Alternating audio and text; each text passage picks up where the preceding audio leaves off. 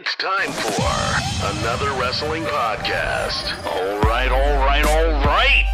Are you fucking kidding me? Guys, I got blocked again on Twitter. I'm your mark of marks. That's the most reliable source on the interwebs. The social assassin at your disposal, bitches. Rock me bottom.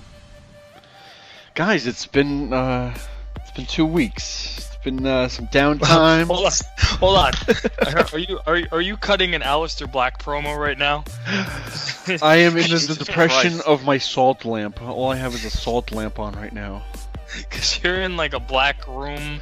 This reminds me of those Aleister Black vignettes on fucking Smackdown. It's getting real tonight. I'm just gonna sit here and talk calmly about the size of my girl's ass. Guys, I don't know what the hell's going on anymore. No time for anything. No time for wrestling. Are you recording right now? I am recording. I'm just going right into it. We're just going.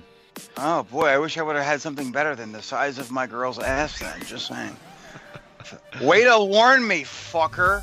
It's been 2 weeks. I'm a little rusty. I'm sorry, bitches.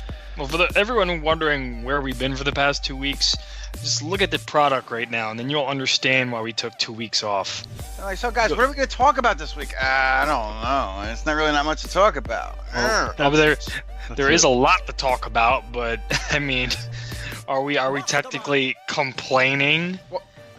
No, it has to be. I mean, we're paying for this. This is supposed to be what we want. We're the fans, right? We're shelling out our money. Guys, listen. Every week on the show, I like to have a rundown. I like to have a script. Not a script of what we're saying, but just bullet points. Like, we're going to talk about this, and then we're going to talk about that. No script this week. Fuck the script. No script, no outline, no rundown, because I think the people have to hear from each of us individually. So I think we should go around the room and talk about what is bothering you as a fan, just so we all hear it in the open, because I know we talk to each other on Messenger and nobody hears or sees it because some of the things we say shouldn't be out there. Yeah. But this is the time people can actually hear what we feel personally. So I think take like 5-10 minutes each. Talk. I'm going to throw it to Mike first. Mike, I want to get this out there. I gotta ask a question. Go for it. No holds barred. Is this a safe space? I was just gonna say. Anybody gonna ask? Is like I just want to know, because I want to feel free to say what I want to say, without some fuck boys who because they swept the floor somewhere in fucking Stamford, they're know-it-alls. Hooter, you have the talking stick right now. Unleash, I do. Unleash the beast. I have. Okay, listen. I get it. I saw a tweet from Frankie Kazarian about people complaining about who wrote this stuff and worrying about this segment and that segment. And to a certain extent, yeah, I agree with it. Like I'm fully aware that I shouldn't give a shit who wrote what and who's in charge of this and who. I shouldn't care about that. But what I do care about is the quality of whatever fuckboy is doing the job of a fuckboy in a fuckboy way. And I'm sorry to use your phrase, Mike, but there's a whole lot of fuckboyism going around. There's a lot. There's a lot of it. Can I pass the baton, please? Carry on with this part of the conversation. So what's been pissing me off lately? I mean, I feel like my intelligence has been insulted on multiple occasions. I mean, after WrestleMania, they have really done nothing with the Becky Lynch. They have done nothing with anything in particular. No storyline's really captivating me. And there's no dance partner for Becky Lynch, and I can't take anything away from my Pornhub spirit animal, Lacey Evans, but I don't think she's ready for that spotlight just yet. I think they needed more time to build her. That's a different story. The way things are being booked, it feels lazy. It feels just thrown together, and other people are saying, "Oh, you're complaining. Shut the fuck up." I'm upset. I'm passionate about this, okay? We all have a favorite sports team. I love the fucking New York Yankees, and they have an amazing lineup. The WWE has an amazing roster, and they have a billion-dollar company. They could afford to split 2 writing teams instead of having one giant one doing everything. When the New York Yankees are playing like shit and they're playing lazy, I get pissed off, and I get frustrated because I know that they could play 10 times better. Well, in the wrestling world, I'm watching Raw, and I'm watching how things are being booked. Everything's being scripted. This, Uzi hot segments, these it's terrible. And I'm getting pissed off because I know they can do so much better. And someone tried to tell me, oh, well, you try writing 3 hours a night on Monday and then 2 hours on a Tuesday. All right, well, you also are a billion-dollar company who can I'd like to tell that same person, you try walking for 10 minutes straight without breathing heavy. I'm saying, like, why can't they do this draft or this brand split like they did it back in early 2000s where SmackDown was its own thing and they had their own writing team? Raw was its own thing and had their own writing team. It was amazing. There really weren't any hiccups, and now it's just and we're gonna get into this wild card. I'm not gonna get too deep in it because that's gonna be another topic. But I don't know, man. And Cooter, I know you shit on AEW all the time and all this stuff, but you know what? You know what my opening line was gonna be? It was gonna be, so what happened on the AEW YouTube show this week?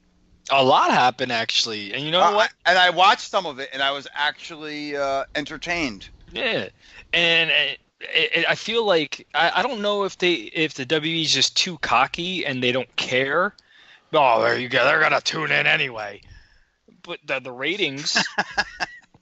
The ratings aren't helping you right there, and they can't blame the NBA playoffs because the NBA playoffs aren't entertaining at all. Nobody gives a fuck about the playoffs this year. This is making me more invested into waiting for AEW to finally start kicking off.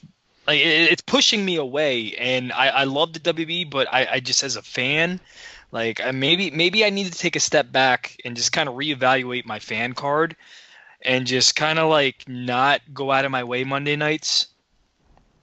You know what I mean? Like it's aggravating, it really is. And if you fuckboys out there want to say I'm complaining, call me out on Twitter because I'm gonna put you in your fucking place. Well, it's been quite an interesting few weeks because after WrestleMania was great in my eyes. Everything that I wanted to happen happened. Like everybody got the titles I want. It was like a win-win for me. Coming off of that, I'm like, all right, the Raw after Mania, what are they gonna give us?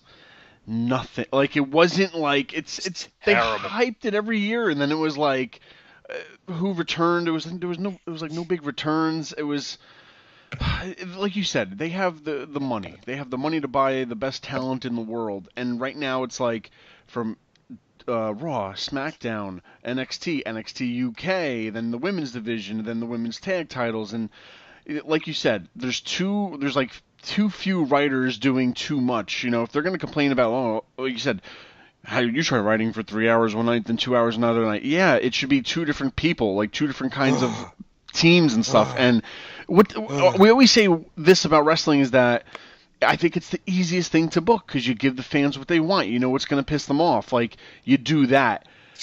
Team Exhibit A, a team like the Revival, who... I'm not saying they're the greatest tag team in the world, but they're a great tag team. And to like the Usos, another amazing tag team. Put them in a ring and let them fucking wrestle. Tell the story in the ring. I don't need I'm sneaking up on these guys in the shower, shaving their fucking back. Like, then they're spraying shit in their junks, their drawers or whatever, and... That, like, why are they making it so ridiculous when it's so easy? Like, just put them in a match, have them chase the fucking championship. It's like they have to think outside the box. I'm done with outside the box. Just stay in the box, keep it how the fans want it, and, stop trying to give us these ridiculous storylines. And something's got to give, guys, because lastly, Fox has a new deal with them in October for SmackDown, and those ratings aren't anything to brag about from now till then. Could you imagine SmackDown getting canceled? I saw somewhere it could be a possibility if they can't keep up a certain number rating, if it's the lowest on their fucking programming, they can just axe them, something to that effect. Here's something interesting, because I was quoted literally on the episode after WrestleMania saying, I kind of get it. Like, I felt like I had the epiphany because I felt like that card at WrestleMania had something for everybody. You're not going to sit there for 8 hours and enjoy every match, but someone is going to enjoy that particular match. It was a good balance. And where I disagree with Mike is he's saying that it's lazy booking and that they should have separate writing staffs. Here's the problem. It's not lazy booking. It's overbooking. That's what it seems. Instead of just having two guys have a match to start start a feud in the ring, as opposed to this, like you're saying, stupid shit. It's just you're trying too hard. These things can fucking write themselves. Or at least you'd like to think so. I mean, Mike, you've always talked about storytelling in the ring. You want to be invested in a match. Yep. When the fuck... We get so happy on the very rare occasion, and it maybe happens once or twice a year, where they just actually start off Raw with a match. But no, the ratings are down. We gotta bring the big dog back to Raw. Go fuck your hand. Why? Which that's one thing I don't understand, and it pisses me off because I'm a fan of the brand split. I do like it. I like, that you have something on Monday that's different than Tuesday. I like that, and then NXT is different on Wednesday. So I have 3 different options I could choose from. Now you're going to feed me Roman on Monday and then again on Tuesday. I don't know how Fox is going to feel about having, we're going to have Roman on SmackDown. Why are we going to want him on or anything on Monday when you're going to recycle it again on Friday? It's just not going to make sense. And it's just a lot of stuff that's just happening. Like, and when I say lazy booking, I didn't in that aspect. I understand what you mean, but there's right. A lot of lazy stuff going on. It's just they kind of just throw shit at the wall and just go with whatever because they don't feel like putting in the time. That's just how I feel. And in that tag division, like, what has the tag titles done for Zack Ryder and Curtis Hawkins? You took the belts off of the Revival for what reason? If I understand if you were going to actually do something with this, then I get it. But they didn't even have an entrance on Raw, and they got smashed by the War whatever they are this week. Like, they got smashed, and it's just terrible. And the benefits of this week was and Kofi Kingston. He defended the WWE title on Raw and he defended it on SmackDown. Now, unfortunately, I missed the WWE title match on Raw because I was just so mentally burned out by Raw this week that I just had to turn it off and go to sleep. I that's how much Raw frustrated me that I didn't wait for that WWE title match. I just couldn't. And I heard it was a good match. And what has our Universal Champion done? Nothing. Exactly. This I think we talked about it a while ago, and I think it's a topic everybody keeps bringing back up. But I feel like this is what happens when you don't have competition, to where who are you competing against? You're competing against yourself, and that's sad because nobody's watching any of your programming now, except for probably NXT. But it's Raw, Monday Night Raw. What the fuck do you do each week? And I fucking had a thought, and I can't remember what it was because I had to turn the lights on. I got a great thought for you, Credo. I'm going to tell you this. I have not watched NXT the last 2 weeks because I'm burnt out from smoke coming out of my ears from Monday and Tuesday shit shows where it's like, you know what? I don't even want to watch this fucking – I don't. Yeah. I'm just done. Do you know what I watched literally before – we started recording this? What's that? I just watched this week's episode of 205 Live. It is the best book show, live show of the week. It's pretty fucking sad when the match of the week is Akira Tozawa versus Mike fucking Kanellis. That is a fact. Well, you know who books that show, right, Cooter? Credo, it was the best storyline. Simple. They've had a little feud. They've had a couple of matches together. A few interferences here and there from Maria and fucking Tozawa's guy there. What the fuck is his name? Spanky. You know what I'm talking about. Yeah, it's Spanky. You know, they've got that little storyline built, and they fucking had a main event, little no DQ match, and they told the story in the fucking ring. You didn't need Vince going, this will be great. Let's call them the Japanese experience. Oh, I had an epiphany. Yeah. A wild card. You didn't even know how many people were fucking going back and forth. Before we get into the wild card, Cooter, I remember we had a conversation a couple weeks ago how we kind of felt how Vince is trying to screw Triple H in the NXT brand. Remember this conversation we had? Yeah. Okay, so now they have NXT Takeover 25 happening June 1st. Tickets went on sale today. A month. They literally rush jobbed this. It was supposed to be in San Antonio, but due to the fact that they're going to be in Saudi Arabia, which I don't understand why they still couldn't have had the WWE go to Saudi Arabia and still had the NXT take. That stuff I don't understand. They moved it to Bridgeport, Connecticut. That's interesting. Which is close to us, but I don't see Bridgeport, Connecticut as, you know, an NXT type of place, like an NXT city, and I just feel I don't know, man. I don't know how you feel about that. I just kind of feel like they just back Triple H against a wall. I'm going to tell you this: the fucking arena in Bridgeport is not all that big. It's not, and then I'm going to follow that up with, if you can sell the Poughkeepsie Civic Center out, you can sell out the arena in Bridgeport because the population there is ridiculous. I'm just hoping that they can get like the fan base that we would see at a normal takeover. I really hope, and what I really hope is they could take the product of NXT and put it in a city like Bridgeport, Connecticut, which is not a smart mark city, which it's not a touristy city. You know, there's no big events happening the next day.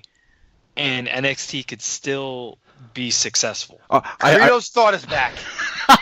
I remembered. So I was talking about Triple H and no competition. Like we used to talk like, it's the Duke the Jumpster or Doink the Clown era. And that's, I feel like, is a big problem. And I think that's why a lot more people who are crapping on AEW are starting to like, hey, soon, right? Like they also announced, it's going to be announced soon, is that they're going to have a TNT deal, so that could be coming in October. So while WWE right now is sucking without no competition, your competition is starting to boil up and get noticed, if you will, because people apparently are watching Impact still. I haven't turned that shit on. They ruined that fucking for me. I'm going to be honest with you, I've been on record saying how much I hate Impact. I believe TNA still has me blocked on Twitter. I have to check. I love that little tidbit of a fact. That is a fact. They blocked me on Twitter last year. History. But I will tune in every now and then, and you want to call it complaining? Fine. Say I'm complaining. I don't give a fuck. But we talk about the current product, but as you said, the grass is greener on the other side. So the stuff I watched outside the WB. Now, Cooter, I know you're not invested in AEW, but I'm fully invested in the brother versus brother storyline. I think they're going somewhere good with that. I got to watch the Crockett Cup tournament, and I have to say that was great. I think Nick Aldis is one of the most underrated champions in the world. The guy is amazing. He doesn't get any credit that he deserves. The Rock and Roll Express, we joked about how old those fucking guys are. They can still go. They can still fucking move and go. And that Crockett Cup tournament was amazing. Look at that lazy eye. Impact put on a show. There were some matches that I weren't really too into, but it was still a good show. and you had Gail Kim versus Tessa Blanchard, which was an amazing match. And if you guys haven't seen that match, try to watch that match. She retired. I was not going to watch it. Did Gail Kim retire? Well, she came out of retirement. One of those. Just to wrestle Tessa Blanchard. She didn't go out on her back. Her last match, she won the Impact Women's Championship. So it was like when Trish left. Yeah. So I guess she came back to go out the right way to kind of pass the torch to Tessa Blanchard. By the way, that's a sexist statement. She didn't go out on her back. We're in the middle of a Me Too movement, you fuck boy. Oh God! But what I'm saying is, it's like the grass is greener on the other side, and I think the WWE needs to start realizing that, and I think they're starting to realize that because you have talent that are trying to leave, and now they're saying that talent are no longer can ask for their releases. Wow. Because I think they're starting to pick up that, like, you know, shit, like they could lose all their talent to put them on the other show, and everybody's gonna watch that show. Sasha Banks is pulling a Neville right now and just sitting at home writing out her contract. Yeah, well, that's not going to work if they decide that they're going to freeze that shit. Yeah, I don't know, and I don't know the logistics behind it, but I think that only has to do with injuries. I might be wrong, but I think that's only an injury thing. I'll tell you what, if for all these guys that are wanting to get out of their contract, don't do that shit, because if you're out of sight, you're out of mind. And if you fucking sit home for a year and a half, just because you're good now, you know, there's another flavor of the week coming right behind you, and people could like that flavor a lot more than they did you. I would ride that contract out. Don't even say you want to leave until like the very last second, to where, you know, like you're at the last day of your contract, and so they can't like hold you more. You know what I mean? So don't fucking be a bitch and try to get out of your contract, because they're gonna fucking blacklist you and put you in the back of catering. They're gonna leave you behind fucking EC3 at catering. That's how. Or not only that, they'll try to double your money, and if you turn that down, then they're gonna book you in Uzi Hot segments. What they did with the Revival. Uzi Hot. You guys hear about what they did with the Revival? They allegedly offered the Revival, each of them, $500,000 a year, and they turned it down. Oh my God. So now they're being booked. This is their punishment, basically, is they're being booked like shit. So basically, if you don't do what the WB wants you to do when it comes to contracts, if you don't re-sign with them, they're gonna book you like shit. But at the same time, Ambrose went out perfectly fine. He did it nice. He did it nice, man. He fucking he went out putting people over. You know, he was there all till the end. That's what people need to do. He was booked like shit too at the end. Let's be honest. He did a lot of jobs. Oh, that's what I'm saying. Yeah, but I think he knew that was his role, and I think he, you know, knowing that, you know, the grass is going to be greener at 12:05 a.m. when his contract expires, you know, I think he was fine doing those jobs, because we haven't even got to discuss the video that dropped with him. It's fucking the Ambrose promo or the Jon Moxley promo. We weren't even on when we got to discuss that. I loved that promo. It's him in a prison cell.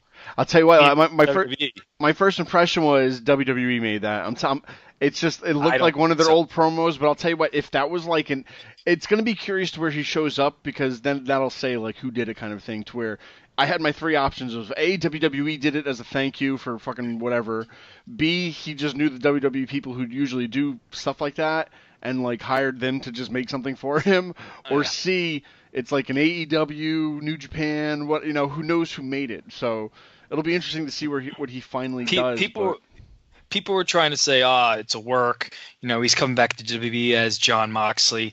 First of all, let's erase that thought. That's not happening. He's not going to come back. Mania match. They wouldn't fucking do that shit. You know what I mean? Like, he's not coming back as Jon Moxley, because he's going to come back. And if that were to happen, you know, you put a pig in a jacket, you're still going to see that it's a pig. I'm not saying Ambrose is a pig, but you're still going to see it's a pig. So Ambrose is going to come back as Jon Moxley. You got these casual fans that are still going to cheer for Ambrose and still call him Dean Ambrose. And in a month, where is he going to be? Back to where he was with the Shield. Like, there's nothing for him in the WWE. You know, it could have been a WWE produced package, like you said. Maybe someone might have did a favor for him. But I kind of hope he's going to AEW. The only thing is, it looks like it cost money. It wasn't something on his phone or something. Like they put fucking time into that, and Did you notice the one when he was trying to escape the prison yard? You had the big dog was chasing him. Holy shit! What? This AEW show they're gonna stream the whole fucking thing for free? Yeah, Facebook, YouTube, UK. Whatever. UK, I believe is they signed a deal with ITV pay-per-view. box Yeah, so like you have to pay for it in the UK, but I'm pretty sure it said they were going to stream it over here. No, I could be wrong. I'm reading it. I'll read it right now. AEW's first show will be Double or Nothing on May 25th. Television deal. American fans are still wondering how they'll be able to stream the Double or Nothing event if they don't want to fork over the cash for the pay-per-view. Now there seems to be a much easier way because the event will apparently be free. The Wrap reports that all Elite Wrestling Double or Nothing event won't just be on one streaming service because they plan to go all out with the free streaming. At this time, it appears that the event will be available via YouTube, Facebook, and Twitter at no cost to the fans. How about that? Not for nothing. I mean, got my attention. They made their money at the gate. Yeah. And I don't think, the cons, I don't think they need that pay-per-view money. I think this is their way of like, all right, well, we have to, like you said, they got your attention. This is their way of catching the fans. The WB product right now is failing at catching us. So what is AEW going to do? We're going to give you our first ever pay-per-view for free so you could see what we have to offer. Therefore, we could hook, line, and sink you. Yeah. And pull you in. This is their chance to make it big and fucking make you like, this is different than WWE. And if they do that, everybody's going to watch what they're announcing soon, what channel they're going to be on. Yeah, and allegedly, and don't quote me on this, but I read articles that they are trying to sign CM Punk, which I think would be huge for them. And because that's nothing but talk, that would still be big because like everybody's gonna want to see what he fucking says, I mean, CM Punk is already doing run-ins at indie shows as a masked wrestler. No, he's not. Yeah, he is. Yeah, they showed it. But one thing is that what AEW is gonna be, like. The totally different for wrestlers is that, from what I understand and what they wanted, is that the people are kind of in charge of their characters in a way, right? I could be wrong. Like, to where if I came in as fucking Credo, you're not going to change my name and switch the letters and call me O'Derrick or something, Like, it's... this is me. I'm coming in as Credo. I think if they have the freedom of their characters, like Kenny Omega, granted he's one of the 7 VPs or whatever, but... at the end of the day, if he gets to be in charge of his own gimmick, that's a big thing. And like, if WWE doesn't offer that, why wouldn't you want to go on like a show to where you kind of were in charge, to where you've seen what happened to people when they come on WWE and they're like in a dancing fucking gimmick? I don't know. It's gonna be weird for wrestlers because at some point, being in the WWE was key. This is it. That's the king of the mountain. Now when you like see what they do to you at the top of the mountain, I'm going to go to the other place where they're going to, the middle mountain right now that's going to let me do what I want to do kind of a thing, I don't know. It's going to be like split. Some people like the Mets, some people like the Yankees in New York, right? So you're going to have people that want to like, oh, I'm always going to be WWE. Or you're just going to have people saying, fuck WWE, I'm going to watch the other guys now. And when that happens, and it's going to be at least a few years, when they're on the same level as WWE in a way to where... they don't need 20 shows. They need that one decent show going against WWE's number one show. And if they beat their number one show, it's just going to be more for them. And I think that's when it'll get exciting because WWE is going to have to fucking turn it up. You know what I mean? Like now it's the Monday Night Wars again, right? I hope it gets to that level. For the sake of wrestling for everybody. And we all know that the WB, when Vince is backed up in a corner, he'll turn it up. I mean, obviously, the proof is on the wall with the Monday Night Wars. I mean, I don't think he's been in this position since the Monday Night Wars. He hasn't had an actual threat. So I don't know how, if age is going to, play a factor with it. But I feel like AEW is what's going to better the WB product. Yeah, I think the threat that they're coming with, like now that what Cooter just read that they're going to give away their big event for free, that's got to light a fire. I mean, and people are saying there's no war happening. There's no war happening. You have Triple H, who pretty much started it from the Hall of Fame, calling it a peasant company. I'll tell you what. By the time AEW gets up there, pissant company. Excuse me. By the time AEW gets up to there, whether it's fucking 5 months or a year or sooner, if they get up to that same level to where there's a decent program on, right? I cannot wait to see what Triple H does to counter them, because like we saw what McMahon did to Ted Turner. Granted, McMahon will be a part of it too, but he's up there. He's old. I mean, now you have like Triple H and McMahon versus. There's something else you're forgetting, Credo. Can't wait. What? You're right, but he's getting up there. But he's also starting a football league next year. No, that's true. Yeah, Vince is gonna have his. That's gonna take a lot of time. You know, we're all hoping that he's not going to be around, but I guarantee you he's going to have a fucking hologram. Like in the Avengers, when fucking, what's his name, is talking to the government, he's going to be a hologram at every fucking show. I'm telling you. Vince McMahon, he's going to pull it off somehow, and it's sad to say, but that 72-year-old bastard is going to fucking do it somehow. I hope he focuses just on the XFL, but... You know, you never know with this guy. I can't find it. I think Triple H actually wants a war.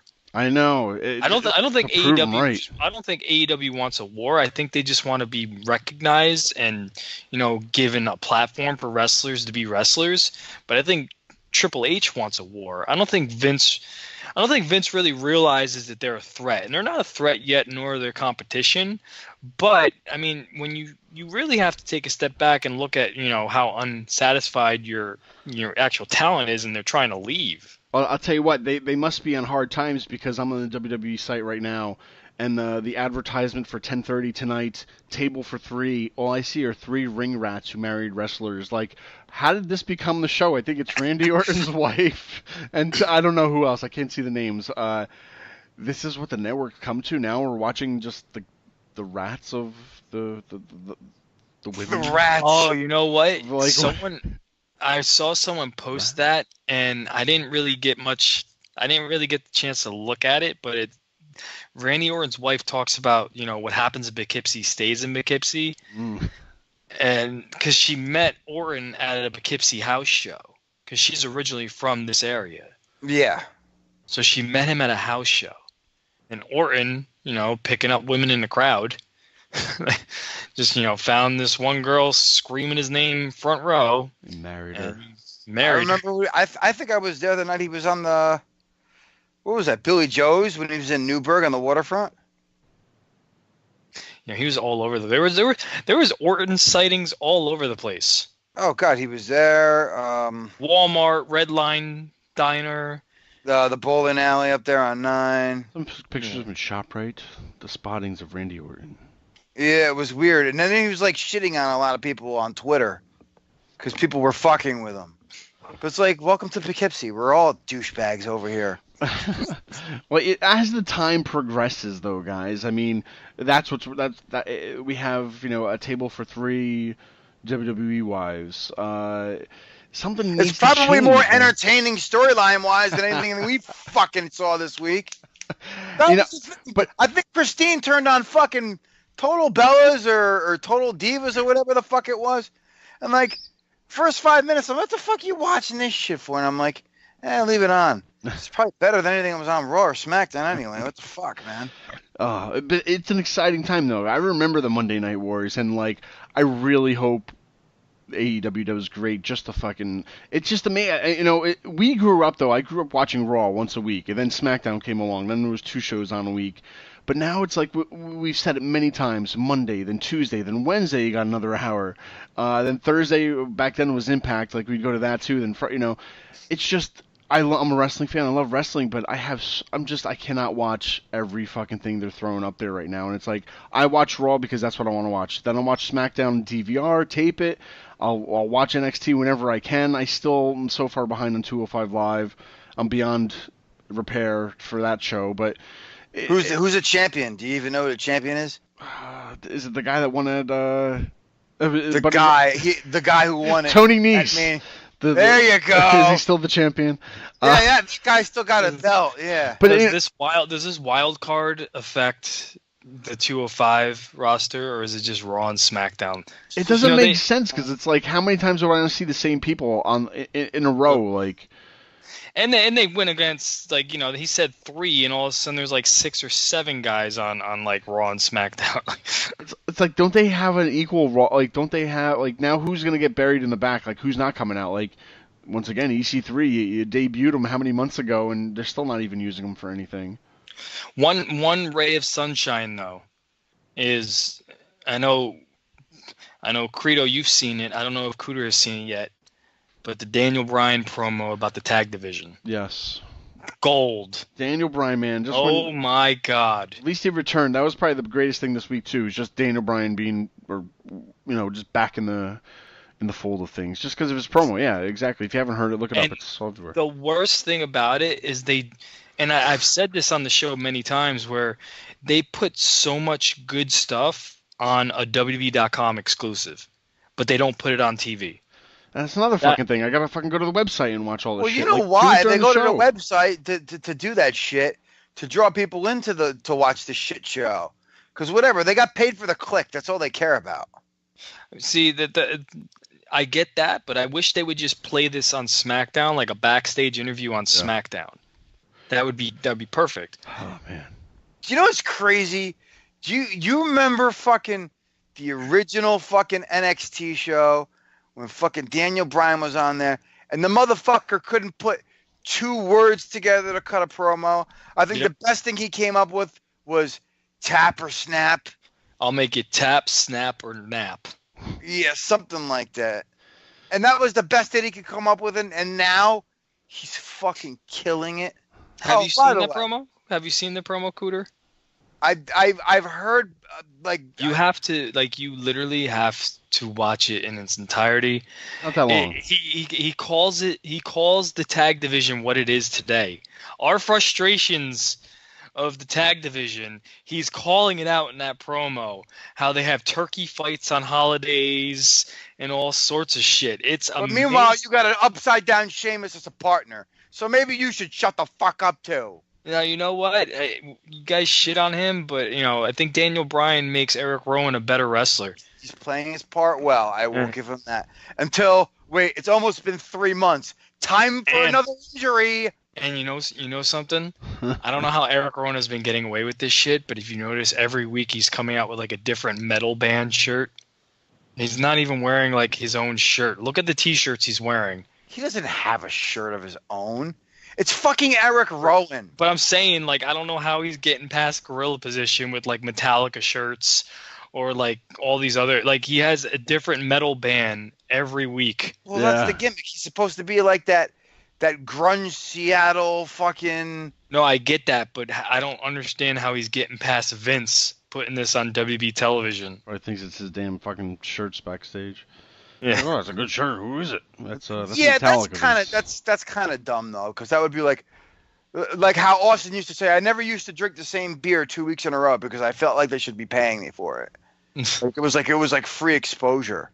You know what I mean? Like, fuck you and fuck your beer and fuck you and fuck your shirts. And goddamn, I got some gas that I got. Oh my god. Well, Jesus Christ. All right, that one was wet. Excuse me. Well, how about this? So you got to pick up ratings. You got to get people to tune in. And a guy that we've all been talking about, because we haven't even talked about this yet, is Bray Wyatt. Now, Bray Wyatt was in that Mania. They didn't bring him back before that. And now it's this whole fucking TV fucking kill house, fun house, whatever his fucking thing is right now. And I'll tell you what. Everybody loves it because it's fucking wacky. It's different. I'll tell you what. It's funny for a second, but then I think to myself, how the fuck is he going to incorporate this walking to the ring or in the ring wrestling? Like Bray Wyatt, who was the fucking brought the lantern, he was possessed by demons, did all the backwalking shit, whatever. How the fuck do you translate this to pro wrestling? And granted, the promos, whatever. I don't love them. I don't hate them. But how the fuck do you take this character now and put him in the ring and like, what does he walk to the ring with? I hope he doesn't have to carry all these fucking puppets now. And it's like, what the fuck is he? Get to the point already. Like, I don't know if it's gonna work for him. I don't like. I need to see what they're gonna do with him at the ring, and I need to see it now because I'm just over these dead fucking rabbit puppets and whatever. Just it's only been like 2 of them, but still, I want to see what he's gonna do with this in the ring. That's all I'm trying to say. Did you see the unhappy faces of those children at the end of this week's episode? Do you know who this reminds me of? And I think Mike might catch this reference. You know Jim Norton's character, Uncle Paul? Yes. Bray Wyatt is Uncle Paul. Sure. The fucking little pedophile. Maui, He's like, wowie. I'm telling you Wowie, that, Maui, Wowie, something else. I know, Credo, you and I discussed this, and I know you don't agree with this, but I really think, because of the popularity that Netflix has been getting lately with the Ted Bundy tapes and the Ted Bundy Netflix special they had, how big that blew up, I think they're trying to go with that, like, secret type serial killer where, like, he seems like a nice guy, but in reality he's a serial killer. I'm not saying Bray's going to be a serial killer, but he comes off very creepy and very sinister, but he's very. I'm trying to find the right words for very calculated. Yes, I don't think I disagreed. Motive. I haven't seen the show, but have you seen that Jim Carrey promo too? He's like he's a TV show host, I think too, and it's called Kidding. I think it's on Showtime or something like that. I haven't seen it yet, but if you Google the preview, Jim Carrey Showtime show, Kidding, and I think he's like a TV show host like that, but then he has like. Whatever the kind of these fucking thoughts in his head or something. I gotta find it, but he's a psychopath. Yeah, I want to see at the end of the day, I just want to see what they're gonna do with him walking to the ring, getting in the ring, and how I get what they're gonna do with his promos. I just want to see what they're gonna do with him in the ring, and I hope they hurry that up. I'm impatient. I will say this though. I mean, the Bray Wyatt has been very funny on Twitter with this character. Yeah, he has some secret thing going on too, and I can't find it. He's supposed to reveal it Monday. I'm looking at it right now, and I don't want to go and I'm not going to read it because it's a couple of tweets, and it's very confusing, and I'm still trying to figure it out. But the tweet he had to Randy Orton last week was hilarious. I'm just going to read it real quick. He's like, a couple years ago, Randy Orton did some pretty bad stuff to me. He destroyed my temple, uncrowned me as the champion of the world, caused my brother to abandon me and betray my trust. Worst of all, he didn't even say he was sorry. But I'll forgive you, Randy Boo Banders. And he has the gif of him saying, owie, Maui, wowie. Yowie, wowie. Yowie, wowie. Yowie, wowie, something else, kids.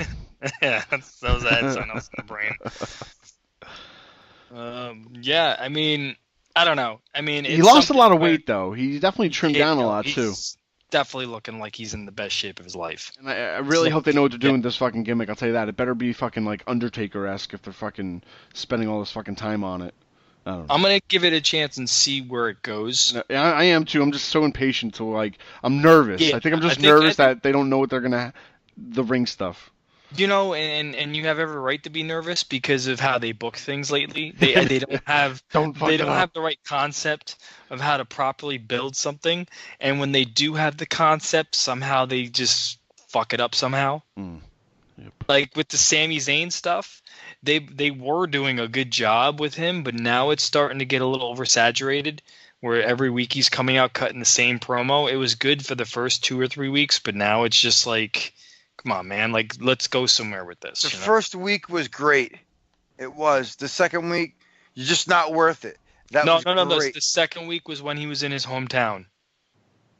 All right, it was the next night on Smackdown where he said, "Fucking." Just not worth it. The third week was when it started kind of like, all right, where are we going with this? Whatever it was, but I mean, there's a lot of people who are MIA. We brought up Cedric Alexander. Has he fucking been in any matches yet? I know he had one like 2 weeks ago. Another guy, he lost to Cesaro. Cesaro hasn't been on TV. They at least, my argument, why. I mean, I understand why Ricochet was in the Money in the Bank match, but he lost clean to Bobby Roode. I guess they saw the complaints on Twitter from fans about that, so they had to just, bury that real quick. And Bobby Roode, I'll tell you, son. It looked like he's getting a push too, and it's like nobody's gonna make him win. And I like the mustache. I do. And I think Bobby Roode should be in that Money in the Bank match. And I think they should put the briefcase on him. Because I think that briefcase will help elevate him as a heel. Oh, no shit. I love the throwback, he's right? the kind of guy who doesn't even need it. Yeah. If they would just let him do a quarter of what he did in NXT, he'd probably be the most over heel on fucking Raw. Yep. And I agree with you 110%, but I don't think Vince is going to give him a chance unless he has that Money in the Bank briefcase in his hand. If he has that Money in the Bank briefcase, well, you know what? Let me take that back too, because anybody who holds that Money in the Bank briefcase, they've had bad history of going on losing streaks before they actually cash in. So it's kind of like hit or miss sometimes. Well, it could be worse. You could be Chad Gable on SmackDown, my sleeper pick this year. Hey, he's still my fucking sleeper pick, man. He's sleeping right now. He's sleeping. Well, but that's the thing, guys, though, because what's funny is that with social media now, you know what everybody's thinking, and there's been people I see that are always talking good about WWE. Granted, I mean, I love it. I'm not going to bash it, but if it's, I want to enjoy it. we're going to say if we're not enjoying it, we're not enjoying it. But it's the first time I've seen so many more people that never complain about it. And it's like when you see these people complain, there's something wrong because they never say a bad word about them. So it's just there's an overall consensus. And if the ratings keep going down, it's just more bad PR. Oh, guess what? There's a new flavor. Chocolate just came into town. Now they're gonna watch the chocolate ice cream. Everybody's sick of the vanilla. And it all goes back to that Duke's. I always say Duke the Dumpster or fucking Doink, because at that time, WWE didn't know how to evolve. They were stuck, with these basic characters. Then they're like, they still had to be characters. Let's have a garbage man. Let's have a fucking clown. Let's have a barber. Let's have a bunch of Japanese superstars. Well, and then I'll bury them all, and I'll have an English broad walk them to the ring and talk for them. I had an epiphany. But that's what it was. They were their own worst enemy at the end of the day, to where they just thought they had to keep creating these fucking ridiculous characters when you could fucking have a guy named John Doe be more over than just having him, be a pet store owner or fucking a priest or whatever the fuck you want him to be. Stop giving him all these fucking characters, and it's like I feel like they're overthinking it sometimes. And when that competition comes up, I'll tell you what, I'm going to love it, because I know WWE is going to have to step up. But I think it's just going to be a great time for wrestling. But right now, we are at that rock bottom, gentlemen. There's only one way to go, and that's up. And they need to think about how to do that fast. Oh, and I know exactly what Vince is going to try to do. How long? When you're signing checks to Brock Lesnar, who, look, let's be honest, is a great draw, but shouldn't have a title around his waist. No, I 100% agree. He needs to be like the fucking. He needs to be the new phenom. If you're gonna spend money like that on Brock Lesnar, why would you not chuck barrels of cash at John Cena right now? I think John Cena's in. I could be wrong, but I think he's in the process of making a movie right now. Right now, but I'm just saying, when that's over and his schedule starts clearing up, how long until Vince is like, listen, I need to lock you up for the next decade and then buy you a heart.